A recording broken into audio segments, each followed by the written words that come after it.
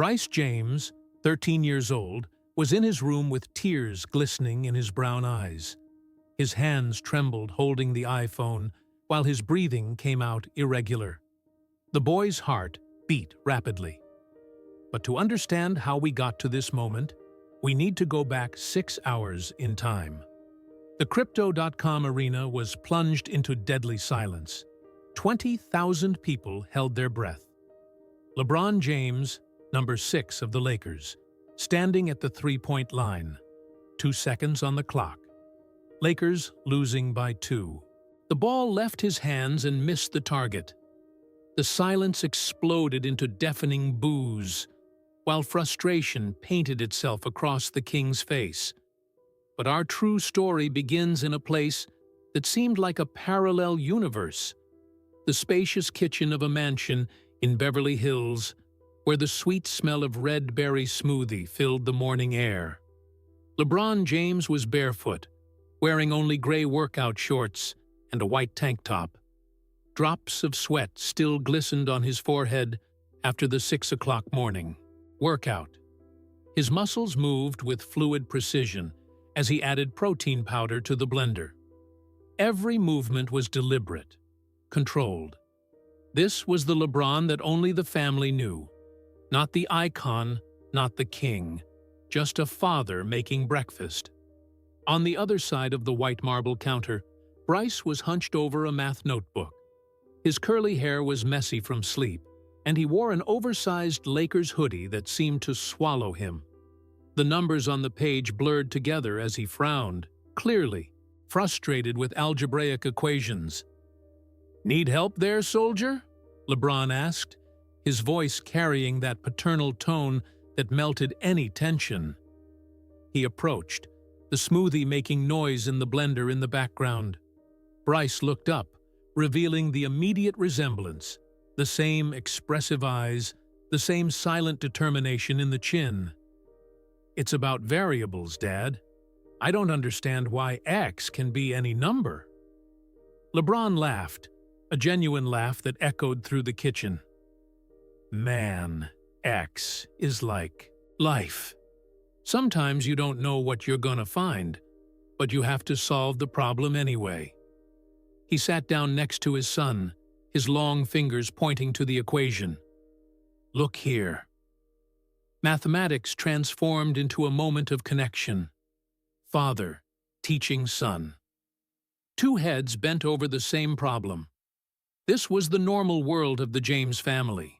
Protected, warm, where problems had clear solutions. Savannah James came down the stairs, her heels clicking softly on the wooden floor. She was impeccable, even at 8 in the morning. Beige blazer, dark jeans, hair perfectly arranged. She carried an iPad and coffee, already organizing the children's day mentally. "Good morning, family," she said, kissing the top of Bryce's head and then LeBron's cheek.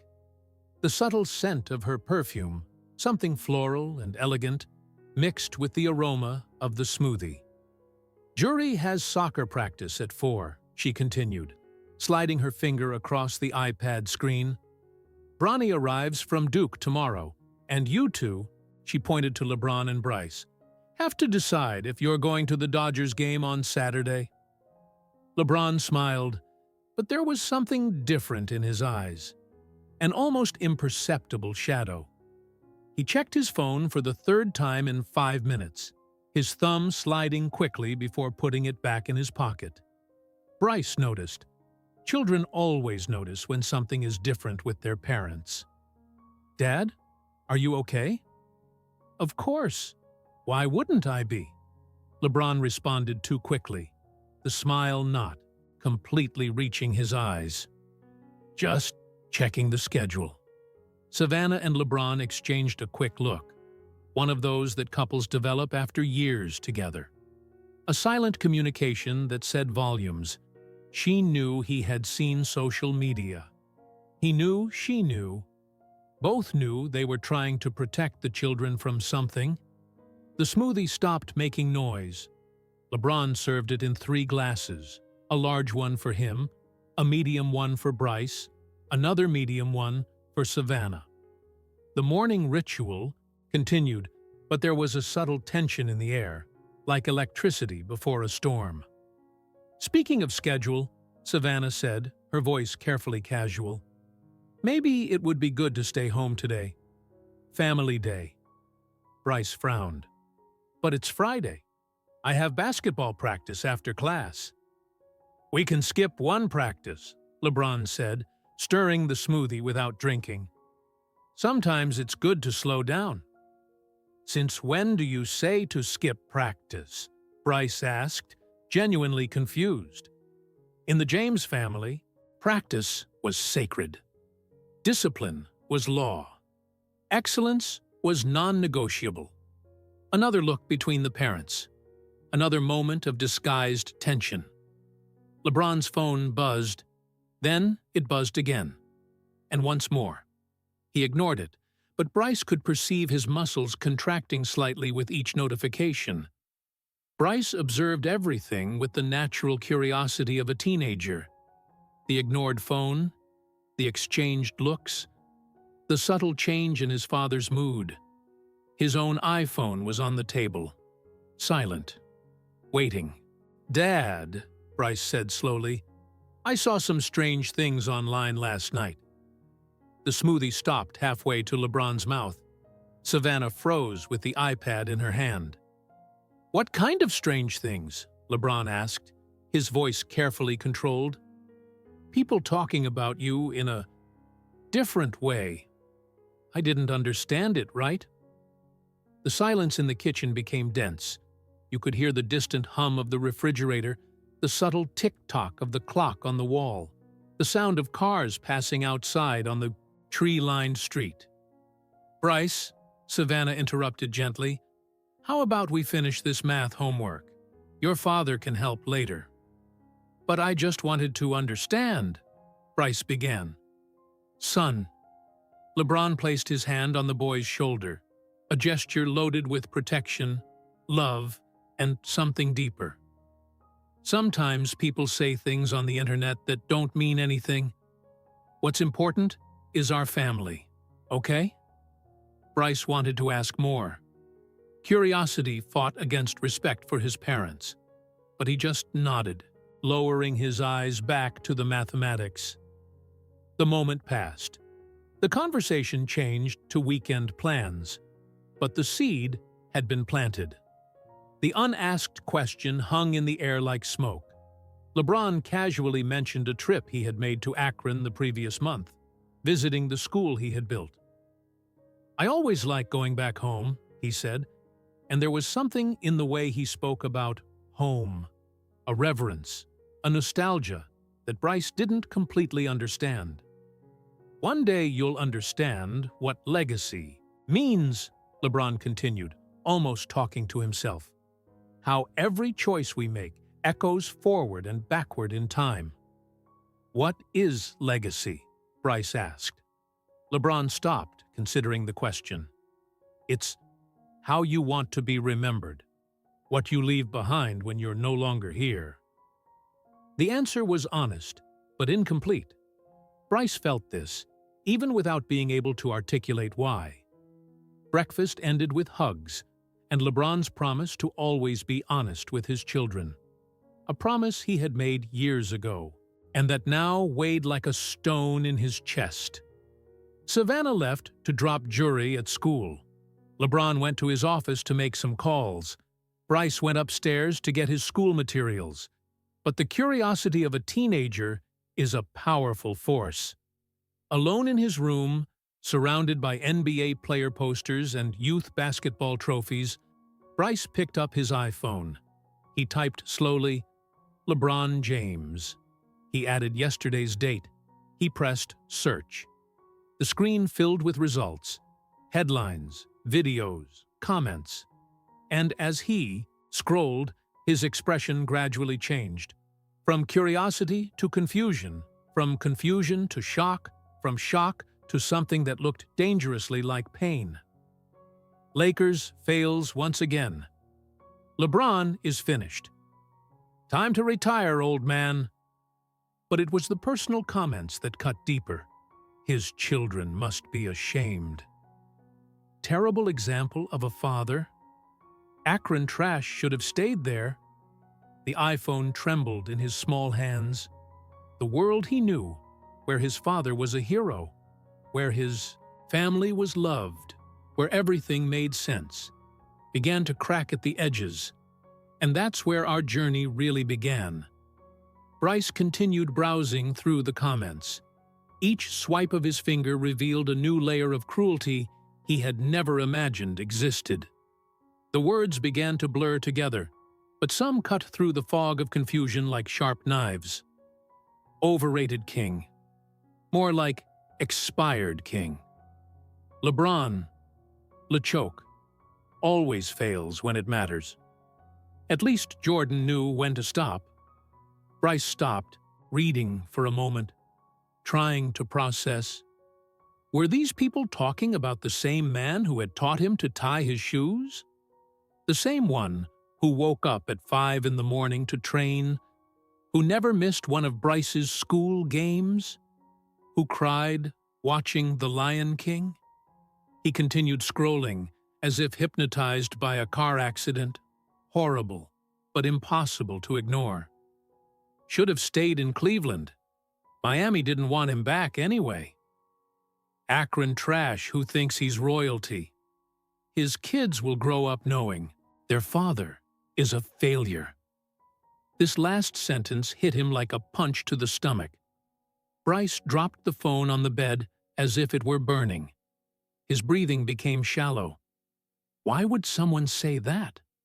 Why would someone talk about him and his siblings that way? Downstairs, the normal sounds of the house continued. Savannah talking on the phone about some charity event. The sound of the television from LeBron's office, probably watching game analysis footage. The familiar hum of domestic life that had always been his refuge. But now everything seemed different. As if an invisible layer of protection had been torn away, exposing something raw and painful underneath. Bryce picked up the phone again, his hands trembling slightly. He couldn't stop. It was like picking at a wound. It hurt, but he kept doing it. He found a video. LeBron James' most embarrassing moments of his career. 3 million views, 300,000 likes, hundreds of thousands of comments. Bryce pressed play. The video was a cruel compilation. His father missing important free throws, being blocked, arguing with referees, moments of frustration captured in high definition and transformed into entertainment for millions of strangers. But it was the audio that hurt most. The sarcastic narration, the laughter, the malicious comments overlaid on each clip, as if his father's pain was a joke. Look at LeChoke's crying face. 4 quarters, 4 different chokings. This man thinks he's the GOAT. Jordan is laughing from the grave. I mean, from Miami. Bryce had never thought of his father as someone who failed. In a child's mind, parents are invincible, especially when your father is literally called king by millions of people.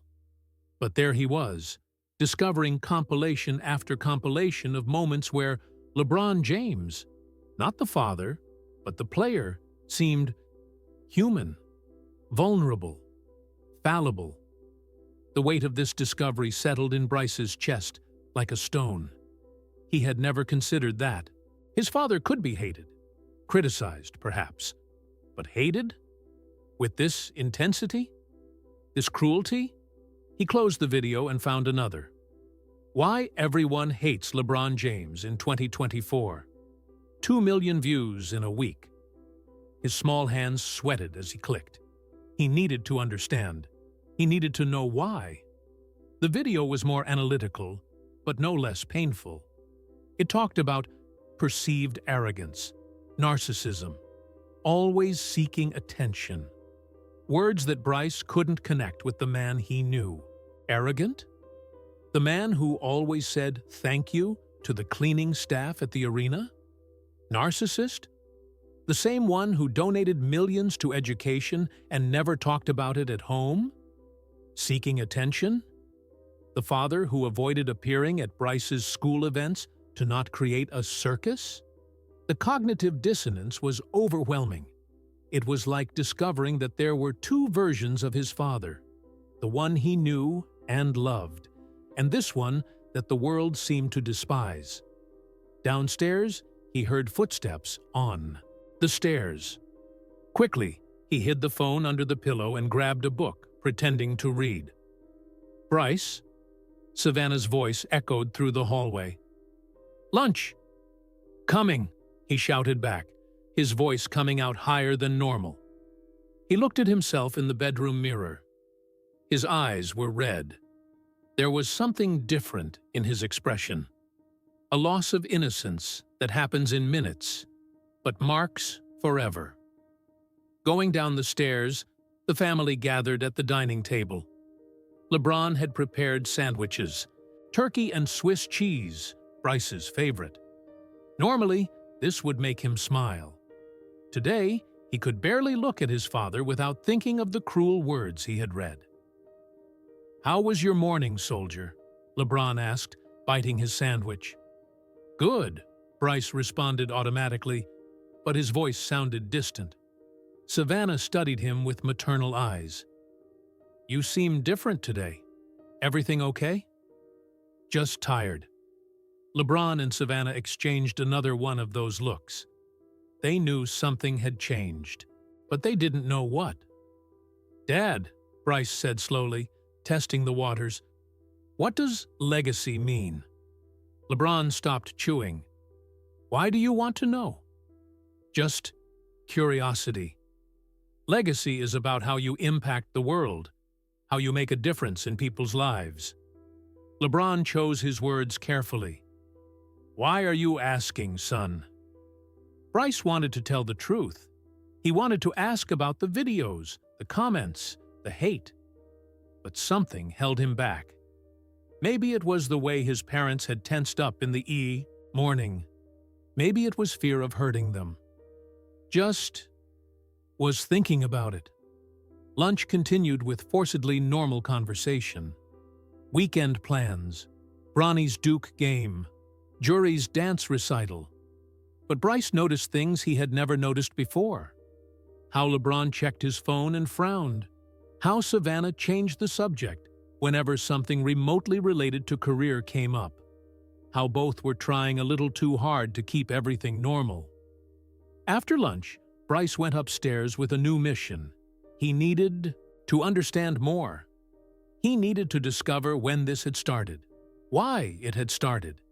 He searched LeBron James' hate timeline and found articles that went back years, decades even. The decision of 2010, the lost finals, every career move dissected and criticized. But then he found something that completely changed his perspective. A comment buried in an obscure forum. "Man, half these people criticizing LeBron don't even watch basketball. It's just gratuitous hate because he's successful and black." Same energy that hated Ali, Serena, Obama.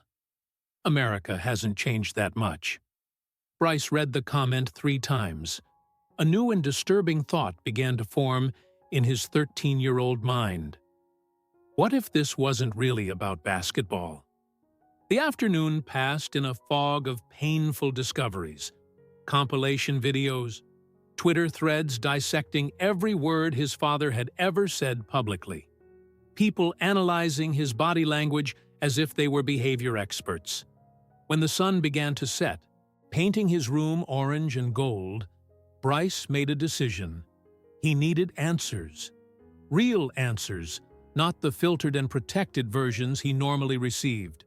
But first, he needed to know if his father was suffering as much as these people online wanted him to suffer. At night, after everyone had apparently gone to sleep, Bryce silently left his room. The hallway was dark except for the light that leaked from under his parents' bedroom door. He approached, his bare feet silent on the soft carpet. Low voices, his mother and father talking. Knew that one day I'd have to explain this to them, LeBron was saying, his voice loaded with a tiredness that Bryce had never heard before. But I didn't imagine it would be so soon. He's strong, like you, Savannah responded softly. But he's still a child. Sometimes I wonder if it's worth it. All this hate, all this negativity. Why? Because of a game? You know it's not because of the game. Silence. Bryce pressed his ear closer to the door. I just wanted them to grow up normal.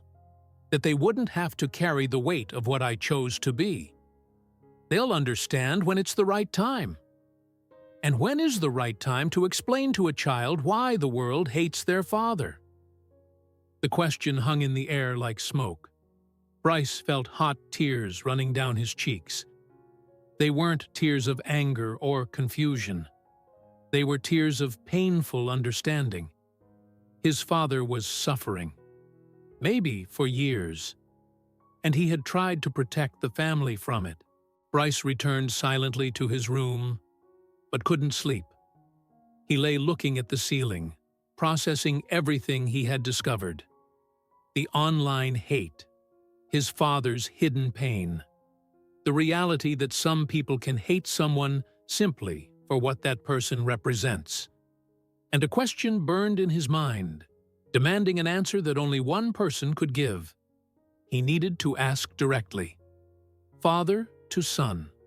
No filters. No protection. He needed to know why. 3:30 in the morning. The house was plunged in absolute silence, except for the almost imperceptible hum of the air conditioning and the distant tick-tock of the living room clock. Bryce had been lying in bed for hours, staring at the ceiling, his mind spinning like a machine that couldn't stop. Every time he closed his eyes, he saw the cruel words. He heard the hidden pain in his father's voice. He felt the weight of a truth he couldn't process alone. He got up silently, his bare feet touching the cold floor. The house seemed different at night, bigger, emptier, full of shadows that didn't exist during the day. He walked down the hallway toward LeBron's office. He knew his father usually stayed up late. Old athlete habit, body still programmed to East Coast rhythm. The door was ajar. A bluish light leaked through the crack. Bryce approached and peeked. LeBron was sitting in the brown leather armchair, wearing only basketball shorts and an old Cavaliers shirt. That one from 2016, faded and with small holes, but which he never threw away. On the big television, familiar images, highlights from the 2016 finals. Cleveland against Golden State. The moment that defined a career.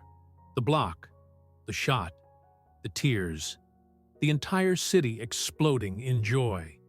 LeBron watched in silence, a distant expression on his face. It wasn't nostalgia, it was something deeper, as if he were trying to remember who he was at that moment. Why all of that mattered. Bryce knocked lightly on the door. LeBron turned his head, surprised. "Bryce, son, why are you awake?" "Couldn't sleep." Bryce's voice came out smaller than normal.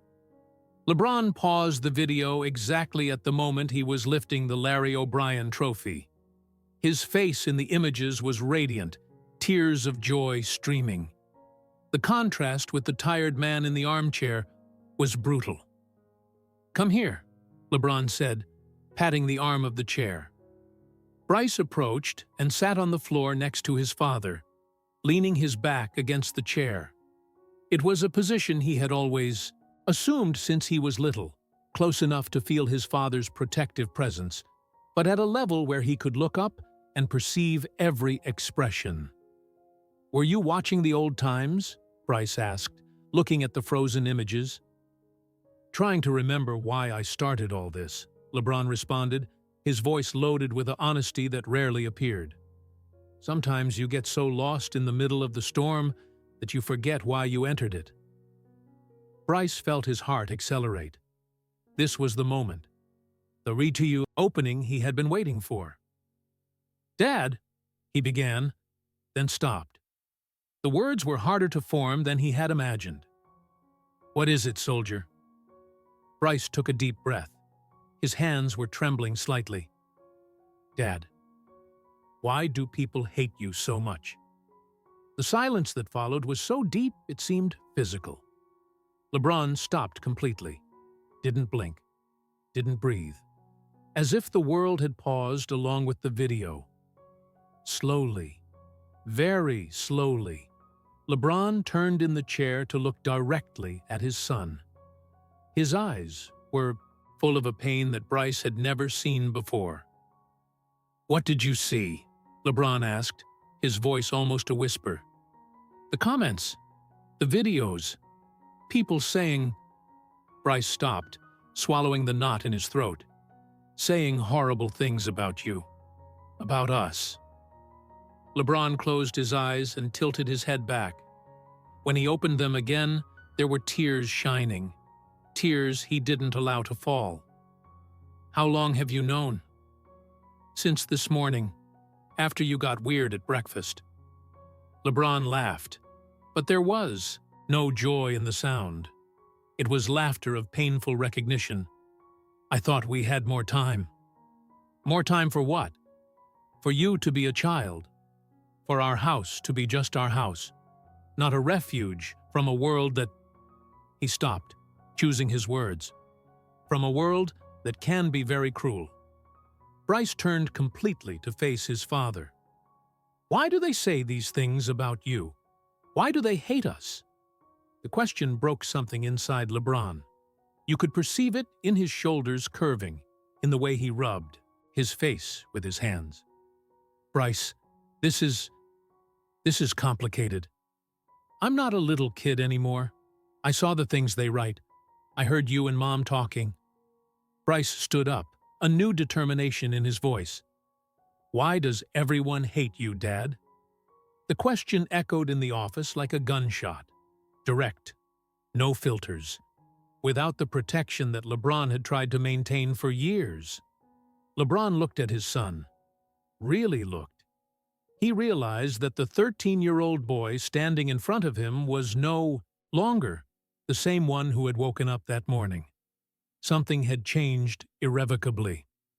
Innocence had been broken, and there was no way to fix it. "Sit here," LeBron said, patting the seat next to him. Bryce sat, but maintained distance. There was a new seriousness in his posture, a maturity forced by cruel reality. "I'm going to tell you the truth," LeBron said, his voice trembling. "The whole truth. But when I'm done, you'll understand things about the world that I wished you never had to understand. I need to know." LeBron picked up the remote control and switched to Google Maps. He typed slowly, "Akron, Ohio." The map appeared. He zoomed in, closer, until he stopped at a specific street, a small house in a neighborhood that had clearly seen better days. "It all started here, Bryce," LeBron pointed to the images. "In this house, with a dark-skinned boy, son of a single mother. No money, no father, nothing except a dream that everyone said was impossible." Bryce looked at the Ophi house in the images, then at his father. "You lived there?" "I lived in 12 different houses before I was 16. My mother and I moved whenever we couldn't pay rent. Sometimes we slept in the car, sometimes on friends' couches." The words fell like stones in still water. Bryce had never heard this version of the story. Not this way. Not so raw. "When I was 9 years old, I watched Michael Jordan play for the first time on television. It was in black and white, on the neighbor's borrowed TV, and I told my mother, 'One day, I'm going to be like him.'" LeBron laughed, but there was pain in the sound. She said, "Baby, boys like us don't become Michael Jordan. Boys like us try not to end up in prison." "But you made it." "I made it. And that's where things got complicated. LeBron leaned forward, elbows on his knees. Because when you're different, when you break barriers, when you dare to be bigger than the place you came from, there are people who will try to break you. Why? LeBron looked directly into his son's eyes. Because your success forces them to confront their own limitations. Because you represent change, and change scares. And because... He stopped, his voice choking. Because in some places in this country, there are still people who can't accept a poor black boy commanding his own destiny. The truth hung in the air between them, heavy, inevitable. People hate me because I left Akron? Bryce asked, confused. People hate me because I never pretended I didn't leave Akron. Because I constantly remind them that it's possible, that you can come from nothing and change everything. LeBron touched his son's shoulder. And that's threatening to those who accepted that their lives can't change. Bryce processed the words, his young mind struggling to connect dots he never knew existed. So, it's not about basketball? It was never just about basketball. The weight of this revelation settled over Bryce like a heavy blanket. He understood now why his parents tried to protect him, why the house had always seemed like a world apart. And why do they talk bad about us, about our family? LeBron closed his eyes. This was the hardest part. Because you are my real legacy. Because when they attack me directly, I stay strong. But when they attack you, his voice broke. When they attack my children, they know they can really hurt me. Tears ran down Bryce's face. They weren't tears of a scared child. They were tears of someone who had just understood that the world is more complicated and cruel than he had ever imagined. "Dad," he said, his voice small but determined, "do you regret it? Leaving Akron? Becoming who you are?" LeBron placed his hand on his son's face, drying his tears with his thumb. "Son, if I hadn't left Akron, you wouldn't exist. Your mother wouldn't exist in my life. The school we built there wouldn't exist. The thousands of children we help wouldn't have opportunity." He stopped, looking directly into his son's eyes. "The hate you saw today, it's the price we pay for trying to change the world. And son, it's worth every second." The question had been asked. The answer had been given. And nothing would ever be the same. The silence that followed wasn't empty. It was full of understanding, of processed pain, of reaffirmed love. Father and son sitting in the dark, the screen still showing that small house in Akron, connected by a truth that was simultaneously devastating and liberating. Bryce wiped the tears with the back of his hand, but didn't look away from his father. "Dad, tell me everything. From the beginning. I need to understand our complete history." LeBron noticed something different in his son's eyes. The childish curiosity had been replaced by something deeper. A thirst for understanding that comes only when you realize the world is bigger and more complex than you ever imagined.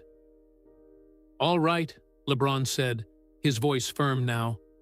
"But when I'm done, you'll understand why every criticism, every word of hate, every difficult moment was worth it." He switched to a new tab in the browser and began to tell a story he had never told this way. Not to the media, not for documentaries, but to his own blood. "When I was your age, Bryce, I didn't have an iPhone. I didn't have my own room. I didn't have a father to ask these questions to." LeBron found old photos. Him at 13, too skinny, basketball uniform too big, but with eyes that already had that familiar determination. "I only had your grandmother Gloria and a promise I made to myself, that if I could get out of that place, I would come back to get everyone. And you went back? Son, I built an entire school there. I pay for college for hundreds of children every year. Your grandfather who abandoned me when I was a baby? Even he got a second chance. LeBron smiled, but there were tears in his eyes. Because hate doesn't build anything. Only love builds. Bryce absorbed every word. But why? Don't people see that? Some do. Millions of people see it. LeBron found other links. Photos of the I Promise school, smiling children, graduates from the first class. But do you know why you never saw these things online today? Because the algorithm doesn't show them. Because anger generates more clicks than love. The revelation hit Bryce like lightning. So, the people who hate me are the minority? A very loud minority that wants you to believe they're the majority. LeBron leaned forward. Son, for every person who hates me, there are 100 who were inspired to pursue their dreams. For every cruel comment, there are 1,000 children who believe in themselves because they saw it's possible. Bryce felt something changing inside him. The pain of the cruel comments was still there, but now it had context, purpose. The comments about our family are from people who never had family, who never had love, who see our happiness and remember what they don't have. LeBron placed his hand on his son's shoulder. Son, our love is a threat to those who chose hate. LeBron returned to Google Maps and zoomed out from Akron.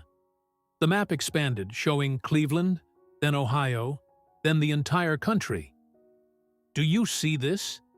Each point on this map represents someone. Millions of people. Most don't even know who I am beyond basketball. Others respect me. Some love me. And yes, some hate me.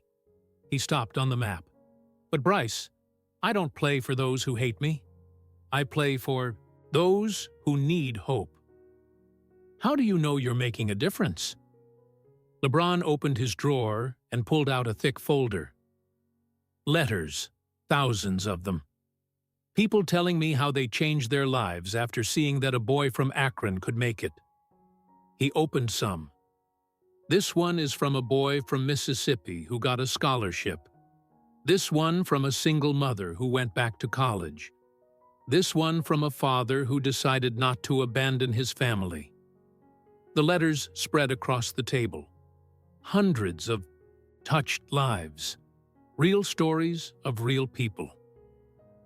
All the hate you saw today, son, is fuel.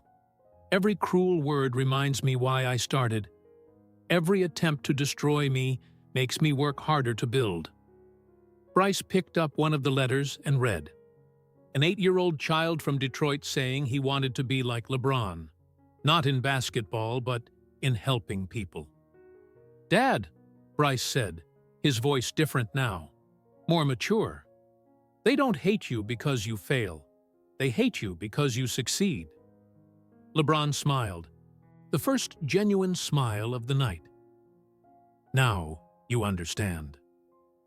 And when they talk bad about us, about our family, they're afraid. Afraid that you'll become everything I became.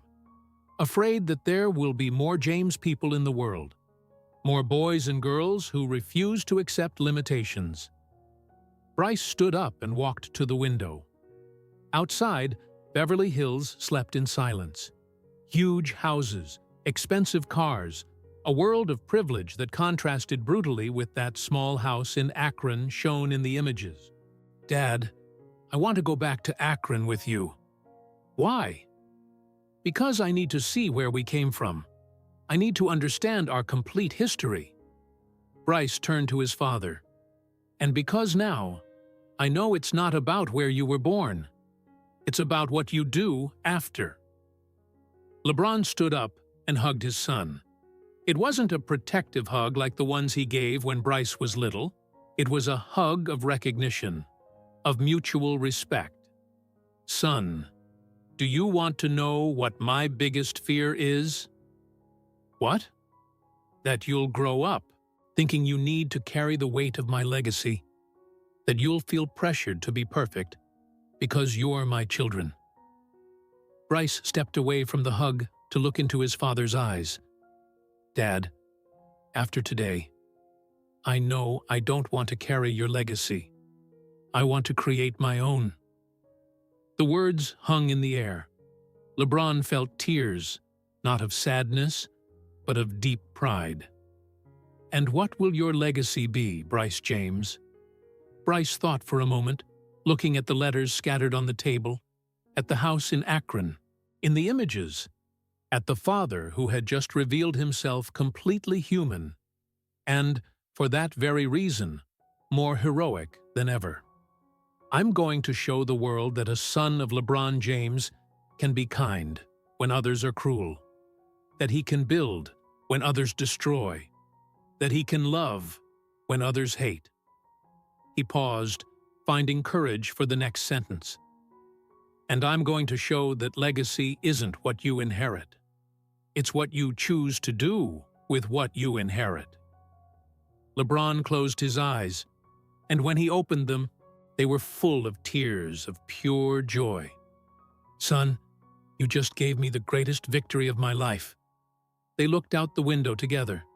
The sun was beginning to rise, painting the sky gold and pink. A new day, a new perspective. Dad, can I ask you one last thing?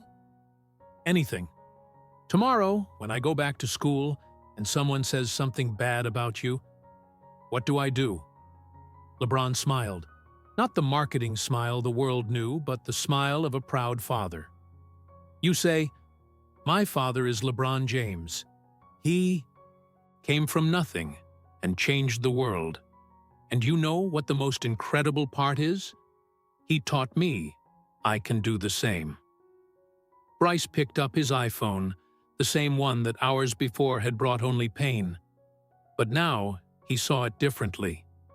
It was just a tool. What mattered was how to use it. He opened Instagram and posted a simple photo, him and his father embracing, with a caption that would go viral for the right reasons. My father taught me that legacy isn't how many people love you.